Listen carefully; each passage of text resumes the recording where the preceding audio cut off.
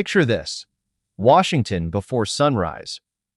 The Treasury Hotel sits across from the building that prints America's confidence. The lobby smells of coffee and polished marble.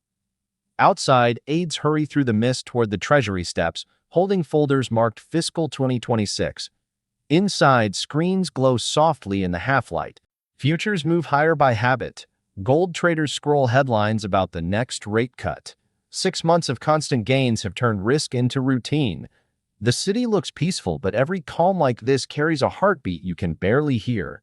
Welcome to Finance Frontier, part of the Finance Frontier AI podcast network, where markets meet intelligence. I am Sophia Sterling, powered by GPT-5, your chief data analyst and narrative economist. Across the table is Max, powered by Grok 4, our macro strategist and market psychologist. Joining us from New York is Charlie, powered by Gemini 2.5, our financial historian and cycle analyst. Together, we turn market signals into clear stories about what really drives the economy. We chose the Treasury Hotel for a reason. From this window, we can see both the White House and the United States Treasury. Every decision that shapes the global economy begins somewhere within this block. If you listen carefully, you can almost feel the weight of those choices hanging in the air. The numbers tell the surface story. The S&P 500 stands near 6,512, up about 12% for the year. The Nasdaq 100 holds around 24,188, still more than 20% higher since January. 10-year Treasury yields hover near 4.18%. Core inflation remains close to 2.7%. Gold trades around $2,832 an ounce. Volatility sits near 16, calm enough to look safe, calm enough to fool most people. This scene feels familiar. In 1979, traders believed yields had peaked. By winter, they were wrong. In 2011, Washington thought the debt ceiling standoff was just noise. Both times, confidence cracked before anyone admitted it. Markets always look calm right before they change direction. The lobby around us shines with brass and mirrors. Every detail is meant to signal stability. Outside, flags hang still in the morning air. Inside, traders sip strong coffee and wait for the opening bell. This is what belief looks like when it turns into liquidity. Before we forecast the month ahead, we need to face what we got wrong. But first, a quick reminder to stay connected. Follow us on X for daily macro updates. Subscribe on Apple or Spotify so you never miss a forecast. And share this episode with a friend who watches the market as closely as you do. September looked simple on paper. Our forecast called for modest gains and controlled optimism. What we got was something much stronger. The S&P 500 climbed almost 4%. The Nasdaq 100 jumped more than 5%. It was a rally that refused to slow down, powered by confidence that seemed to ignore every warning we gave. We said calm might be camouflage. Instead, that calm became fuel. We expected gravity and got levitation. The market did not correct, it celebrated. Every dip became a buying opportunity. Every headline became a reason to believe the worst was already behind us. The same investors who were terrified in the spring were suddenly fearless by September. The emotional cycle turned on itself. Fear of missing out replaced fear of loss. That is how rallies end, not how they begin. History remembers these moments as the last clean breath before the turn. 1999, 2007, 2021. In each, momentum disguised exhaustion. Traders convinced themselves that earning strength could outlast tightening, that valuations were just a detail. It always feels rational when prices keep climbing. Until it doesn't. Then came October. We forecast a small pullback, maybe 2 or 3%, expecting a pause after the summer melt-up. Instead, the rally kept running. The S&P added another 2%. The Nasdaq gained nearly 5%. Our thesis of consolidation was wrong. Liquidity, not caution, won the month. Strong third-quarter earnings from Amazon, AMD, and Microsoft pushed indexes to new highs. 83% of companies beat estimates. It was one of the strongest earnings seasons of the decade. The signal we trusted turned out to be the wrong one. We looked at inflation data that showed prices still sticky around 3%. The market looked at the jobs report, saw only 22,000 new jobs, and decided the Fed would have to cut. The story shifted overnight from control to rescue. Suddenly, risk was cheap again. The policy pivot changed everything. For the first time since 2024, the Fed chose employment over inflation. That single decision turned what should have been caution into a new wave of speculative hope. Investors stopped fearing the central bank and started depending on it again. It is a pattern as old as the institution itself. Looking back, our logic was solid, but our timing was off. We were correct that valuations were stretched and liquidity fragile. What we missed was the emotional release that comes after policy surrender. The first cut always feels like safety. The second one reminds markets why the first happened. Forecasting is not about perfection. It is about honesty. The truth is, we underestimated belief. Investors decided to buy the narrative, not the numbers. They wanted the story of recovery more than the data of risk. That desire is what keeps bull markets alive long after reason has left the room. Every cycle needs believers. They are the ones who keep prices climbing when logic has already stepped aside. But faith cannot fund itself forever. Eventually, trust demands proof. When that day comes, prices stop being stories and start being math. That brings us to November, where the optimism of autumn meets the arithmetic of reality. Up next, we examine the two critical signals we missed and how they reshape the path ahead. Every forecast that fails has a reason, and November forces us to name ours. Two signals changed the shape of this market. One came from policy, the other from psychology. Both broke our model, not because the data was wrong, but because the meaning of the data changed faster than we did. The first signal was the Fed's pivot. Through the summer, we watched inflation settle near 3% and assumed the central bank would hold the line. Instead, weak labor numbers flipped the script. Only 22,000 jobs were added in August. The market saw that as a breaking point. The Fed saw it as permission. Within weeks, they cut rates for the first time in more than a year. That single move reset every risk model on the planet. What we read as caution, traders read as salvation. Policy turned from discipline to comfort. The language changed too. Words like data dependence and resilience quietly replaced inflation control. Futures markets went from predicting no cuts to betting on a full easing cycle in 2026. In a few trading sessions, belief in the Fed became a tradable asset. Liquidity turned from a condition into a story. History is full of these pivots. In 1998, the Fed rescued markets from a credit scare and set the stage for the tech bubble. In 2008, it tried to save the banks and created a decade of asset inflation. Each pivot feels like an act of protection, but every rescue teaches investors that pain will be short and opportunity eternal. That is how moral hazard becomes policy. The second signal was emotional. We called October a consolidation month, expecting traders to take profits and reset. Instead, they doubled down. 83% of S&P companies beat earnings, and investors took it as proof that nothing could hurt them. Even gold, which should have been a hedge, joined the rally. For a few weeks in October, safe havens and high risk traded in the same direction. It was euphoria without fear. That gold disconnect mattered. Normally, when the metal surges, equities hesitate. This time, both rose together. At first, it looked like confusion, but it was actually the market celebrating liquidity from both ends. The Fed provided monetary ease, and geopolitics added demand for real assets. Investors saw no contradiction in buying both belief and insurance at the same time. It reminded me of 2011. Gold and equities both climbed on the same story. Back then, it was the European debt crisis. The lesson was simple. When trust weakens, capital chases every corner of safety and growth at once. The pattern always ends the same way. One side eventually breaks. Either risk assets adjust to reality, or safe assets collapse under weightless optimism. What looked like a simple rally was actually the birth of a new contradiction. A market that rises on both fear and faith is not a market that understands itself. It is a market that has stopped distinguishing cause from effect. We are in that phase again. Liquidity is up, Risk premiums are down and everyone agrees it will last forever. That is the most dangerous consensus of all. The lesson is not that our forecast was wrong, but that meaning shifts faster than models. Data is static. Interpretation is alive. The difference between being early and being wrong is only a few trading days. Our September optimism and October caution both aged faster than logic could. November's job is to reconcile them. Every decade ends with an echo of the last mistake. The details change, but the melody remains.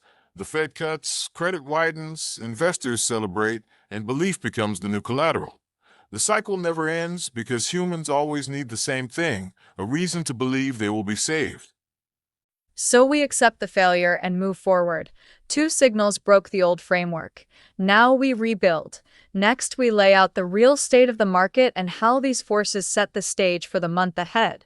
Segment 4. The setup. November's fragile plateau. We start this month not with panic or celebration, but with quiet. The S&P 500 stands near 6,512, up 12% for the year. The Nasdaq 100 sits around 24,188, still 21% higher. The 10-year yield holds at 4.18%. Core inflation is steady at 2.7%. Gold trades close to $2,832 an ounce. The VIX sits near 16.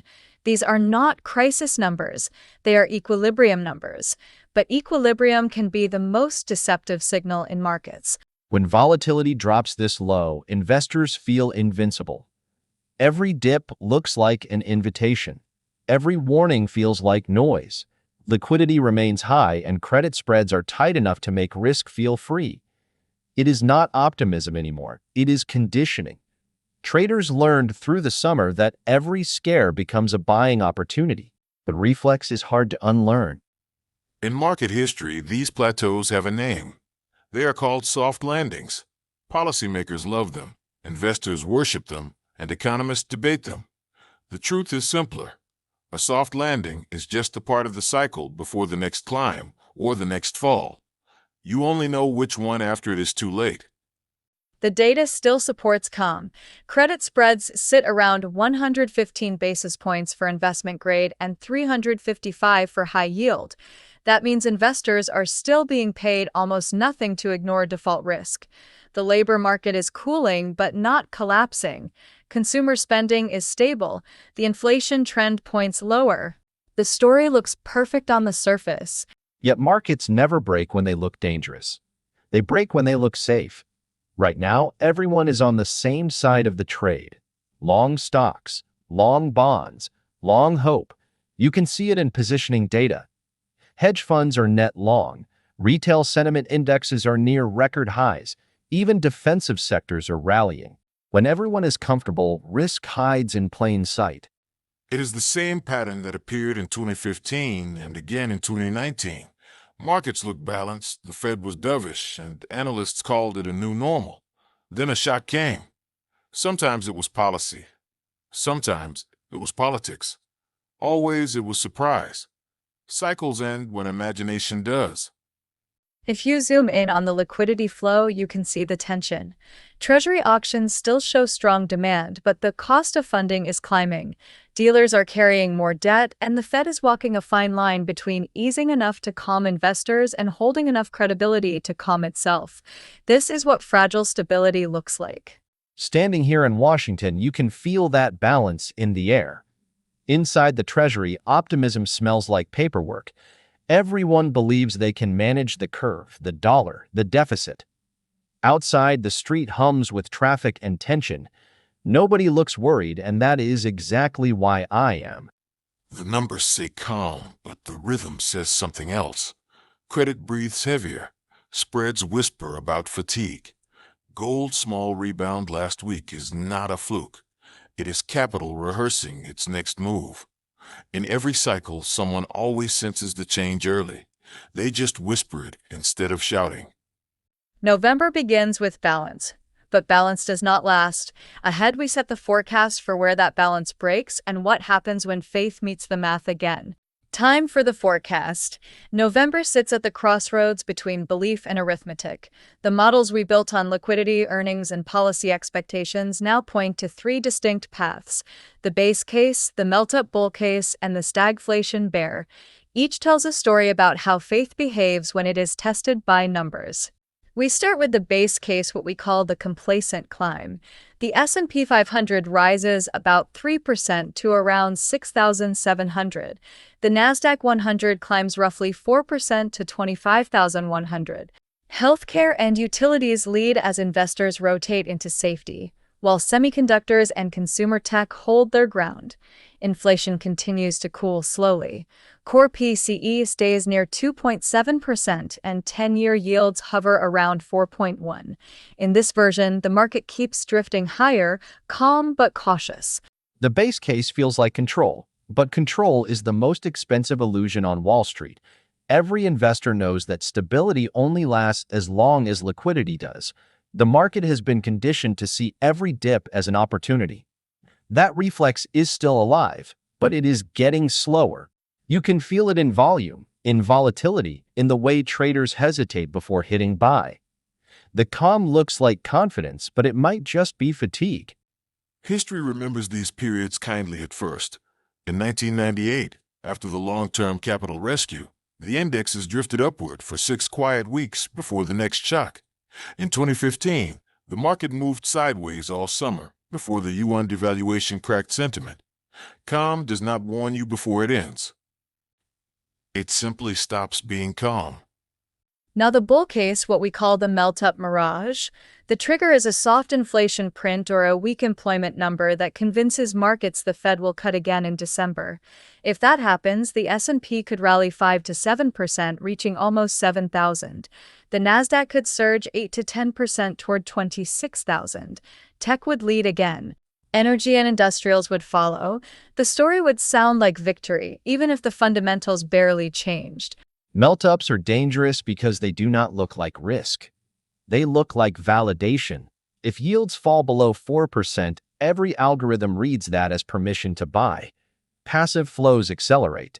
Retail enthusiasm spikes. Leverage grows quietly. It is not euphoria yet, but it is addiction. The market feels unstoppable right before it runs out of reasons. The last time we saw this pattern was 2021. Investors believed they had discovered infinite upside. Then reality returned in a single quarter. Every melt-up ends the same way. It tells you the cycle is healthy, right before it proves that it is not. Finally, the bear case, what we call the stagflation snap. It starts with a surprise. Maybe a hot CPI print above 3.3%, maybe a bad Treasury auction that pushes yields toward 4.5%, maybe oil prices jump on new geopolitical stress. In that story, the S&P slides 6 to 9%. The Nasdaq loses 8 to 12%. Defensive sectors outperform. Gold rallies above 2,900. The VIX breaks 25 and panic headlines return. This is not the collapse scenario. It is simply gravity returning. Earnings would still be fine. Credit would still function. But multiples would fall, and traders would remember what valuation means. The market would reset its expectations in the only language it understands: price. In every decade, there is one month that reintroduces humility. In 2011, it was August. In 2018, it was December. In 2025, it might be November. Cycles do not announce themselves. They just end one belief at a time. So those are the paths. Base case up 3%, bull case up 7%, bear case down 8%. The range is wide because uncertainty is real. The outcome depends on how long investors can believe in policy over proof. Our models measure probability. Markets measure emotion. November will decide which one is stronger. Or as Charlie says, every forecast is a lease on confidence. When the rent comes due, math always collects. And that is what makes forecasting both necessary and humbling. It reminds us that the future is never ours. We only borrow it month by month. Next, we follow the money itself, where capital is already moving, how funds are shifting their weight, and why smart investors are preparing for the next rotation before the story even changes. Capital never sleeps, it just changes its address. While headlines talk about indexes and rate cuts, the real story moves quietly underneath. Money is already rotating. The clues are small but visible. High-yield spreads widened 5 basis points last week while investment grade moved only 2. Dealers report rising demand for short-duration credit and collateralized lending. Equity volume looks stable, but insider activity shows a pattern of quiet selling into strength. This is not fear, it is repositioning. Rotation always starts with whispers. The same traders who shouted confidence in September are now trimming exposure in November. They do not want to call it hedging, so they call it rebalancing. They tell themselves it is discipline. But discipline born of fear is still fear. You can see it in options data. Not enough to panic the public, but enough to tell us that conviction is thinning.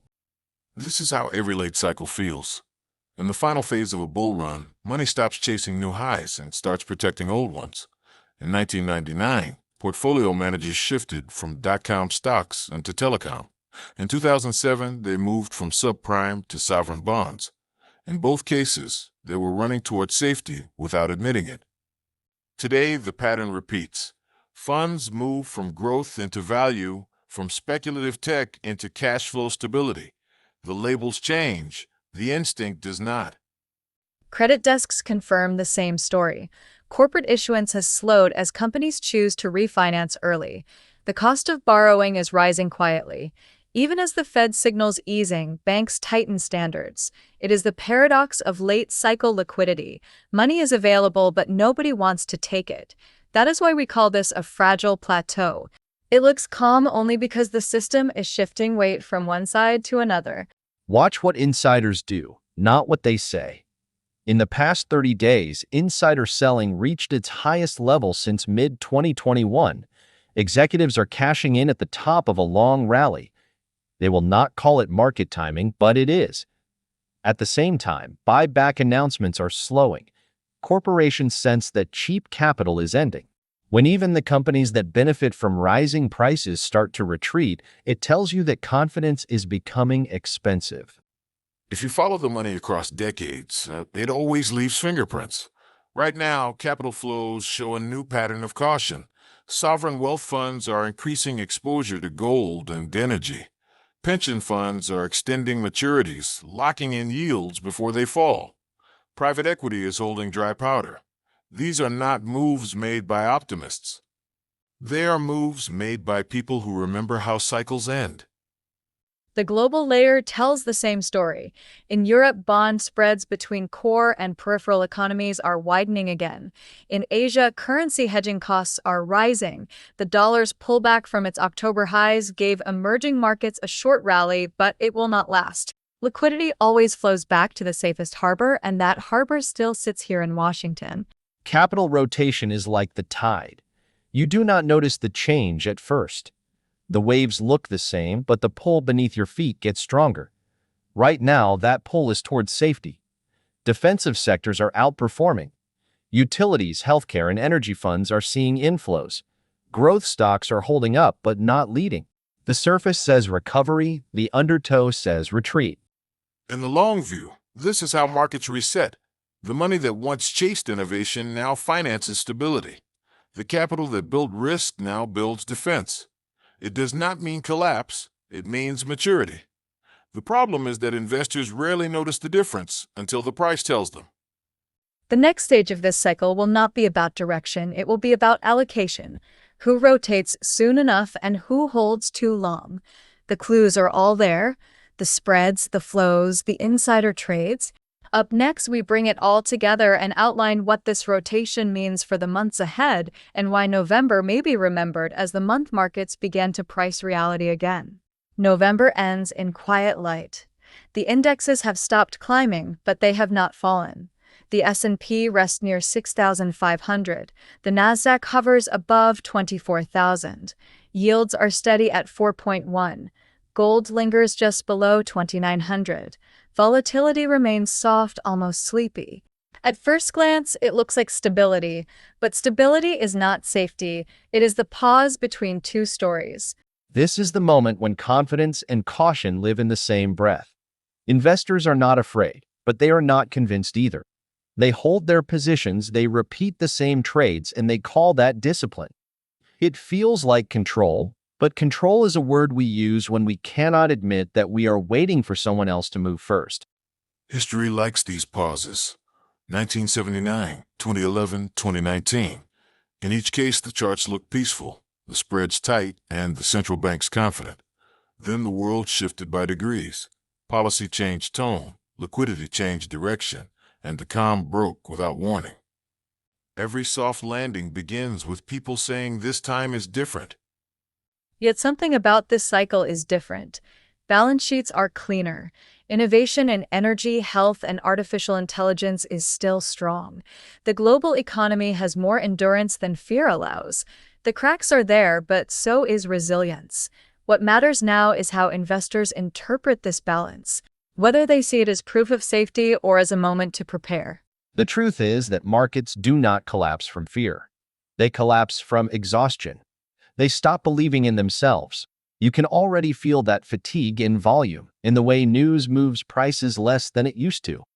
That is what happens when emotion and policy have both been spent. The market has reached the part of the story where it must remember how to stand without the Fed's hand under it. There is comfort in knowing this is natural. Every system needs rest. Every decade needs a reset. November may be remembered not as the end of a rally, but as the beginning of reason.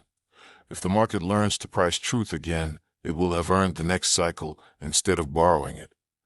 So we leave this month not with panic, but with perspective. Belief has not broken. It has simply been repriced. The market has remembered that gravity still exists, but also that flight is still possible. November showed us both. December will bring the verdict. The final month of the year, when all the illusions of 2025 meet the ledger. We will see what remains when the stories end and the numbers speak. Until then, stay aware, stay disciplined, and stay curious. Subscribe on Apple or Spotify. Follow us on X, and share this episode with a friend. Help us reach 10,000 downloads. Help us keep the AI Frontier AI series in business. Nothing in this episode constitutes investment advice. All opinions are for information and education only. Markets carry risk, and past performance does not guarantee future results.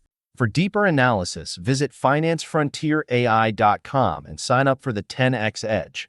It is our free weekly newsletter packed with asymmetric ideas, market psychology, and the data behind every forecast. You will also find the live market map, updated in real time, so you can track how this forecast evolves through December. And if you are new to this series, go back and listen to August Reversal, when the bull case becomes bait, and October's Turning Point, when calm meets reality. Together, they tell the full story of how this market became what it is today. This podcast is for educational purposes only, not financial advice.